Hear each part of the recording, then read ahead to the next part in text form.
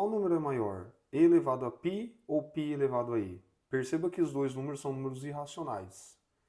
Um é a constante de Euler e o outro é o π que você está acostumado a ver quando você estuda tudo relacionado a circunferências, a círculos, aparece na área do círculo. Agora, a pergunta é, quem é o maior? Então, para a gente responder essa pergunta, primeiro a gente vai ter que manipular algebricamente esses dois números, né? Então, no e elevado a π e no π elevado a e, como a gente tem uma potência, para a gente ter mais claro o que a gente vai fazer, a gente vai aplicar o logaritmo natural dos dois lados. Então, o e elevado a π, a gente vai ter ln de e elevado a π, e do outro lado aqui, a gente vai ter o ln de π elevado a e. Propriedades dos logaritmos, a gente pode derrubar o expoente aqui na frente multiplicando, então fica π vezes o ln de e aqui fica e ln de π. Por que eu estou fazendo isso? Porque do jeito que se encontram esses dois números, como eles são números irracionais, a gente não consegue fazer muita coisa. Então a gente tem que fazer aparecer aquilo que a gente já conhece, certo? Então agora eu vou dividir tanto aqui como aqui por π vezes e. Então se eu dividir aqui por π vezes e, o que eu vou ter é o seguinte, dividindo aqui por π vezes e aqui também, o que aparece desse lado é o π cancela com π, eu vou ter ln de e dividido por e, e desse lado o e cancela com e, eu vou ter o ln de π dividido por π. Note que, tanto aqui como aqui, eu tenho uma função da forma f de x igual a ln de alguém, que eu vou chamar de x, dividido por x.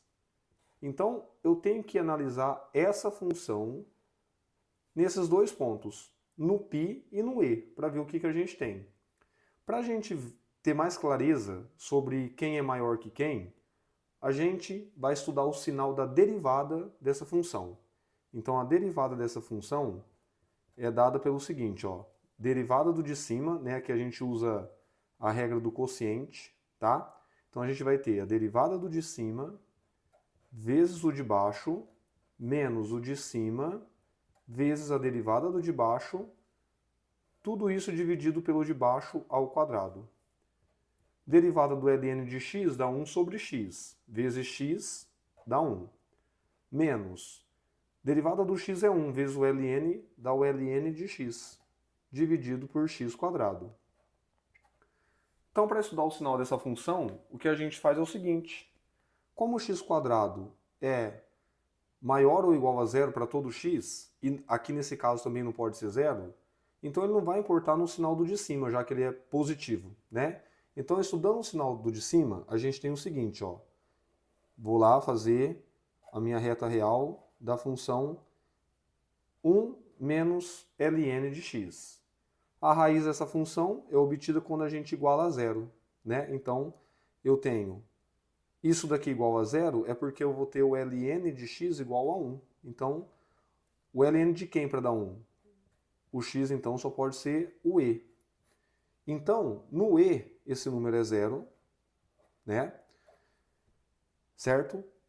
Para frente do e, como aqui a gente tem um menos ln, é uma função decrescente, então a gente tem que à direita do e a gente tem negativo, né? Para qualquer valor de x que a gente trocar aqui, isso aqui vai ser negativo, e para cá positivo.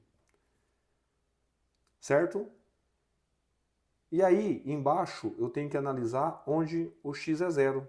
Né? Então, na função x quadrado, eu tenho, quando o x é zero, esse número aqui é zero, e no resto, todo ele é positivo.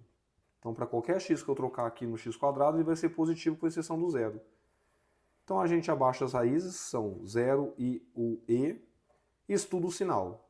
Mais com mais, mais com mais, menos com mais, menos. Aqui, no zero, é onde a função não está definida, ou seja, eu tenho o seguinte, o sinal da derivada me dá o comportamento do gráfico. Então perceba que do zero até o e, a função é crescente, porque a derivada da função é positiva, certo? Para trás do zero não me importa, mesmo porque o logaritmo nem está definido para número negativo. Então eu vou ter alguma coisa assim, ó, até o e, né, que é onde aqui é zero. Então até o número e, a função é crescente, e a partir do e ela é decrescente. Então eu tenho alguma coisa parecida com isso assim, ela cresce até o e, né? E depois do e ela decresce dessa maneira. Também essa função nunca vai ser zero, tá? A derivada dela. Bom, o e é 2,71 aproximado, o π é 3,14. Então o π está um pouquinho para frente do e. Ou seja, o que a gente tem é o seguinte, o e, quando a gente troca na função, a imagem do e está aqui. Então, f' de e, e aqui a gente tem o f' de π. Isso significa o seguinte, que o logaritmo de e sobre e, ele é um número maior do que o logaritmo de π sobre π. Certo? O que implica, então, que a gente tem o seguinte, né? O π vem aqui multiplicando, a gente tem πln de e maior que ln de π.